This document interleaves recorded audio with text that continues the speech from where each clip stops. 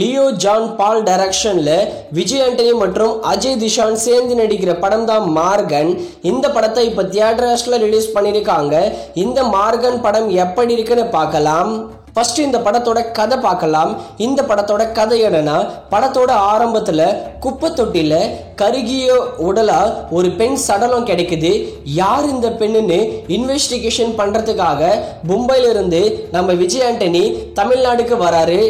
அந்த கேஸை நம்ம விஜய் ஆண்டனி எடுத்து நடத்தும் போது தான் அவருக்கு தெரிய வரும், இதே பேட்டர்ல தான் நம்ம பொண்ணும் இறந்துருப்பாங்களேன்னு சொல்லி அந்த இன்வெஸ்டிகேஷனை ஆரம்பிச்சு அந்த வில்லனை பிடிச்சாரா இல்லையன்றது தான் மார்கன் படத்தோட கதை சுருக்கமே. இந்த படத்துல நம்ம விஜய் ஆண்டனி ஒரு சூப்பரான பெர்ஃபார்மன்ஸை கொடுத்திருக்காரு.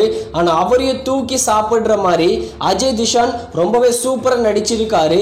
அஜய் திஷான் நம்ம விஜய் ஆண்டனியுடைய அக்கா பையன். இவனோட பெர்ஃபார்மன்ஸ் நல்லாவே இருந்தது. அவருடைய கேரக்டர் யூனிக்கா இருந்தது. படத்தோட கதை கேட்கும்போது நல்லாவே இருக்கும். கிளைமேக்ஸ் ட்விஸ்ட் எல்லாம் நல்லாவே இருக்கும். ஆனா படம் பிளாட்டா தான் போகும். படத்தோட ஸ்கிரீன் பிளே டீசென்ட்டா தான் பண்ணிருக்காங்க. படத்தோட ஃபர்ஸ்ட்ல இருந்து லாஸ்ட் வரைக்கும் அந்த சஸ்பென்ஸ் எலமெண்ட்டை ரிவீல் பண்ணவே மாட்டாங்க. ஸ்கிரீன் பிளேலையும் டீசென்ட்டான ஸ்கிரீன் பிளே தான் பண்ணிருக்காங்க.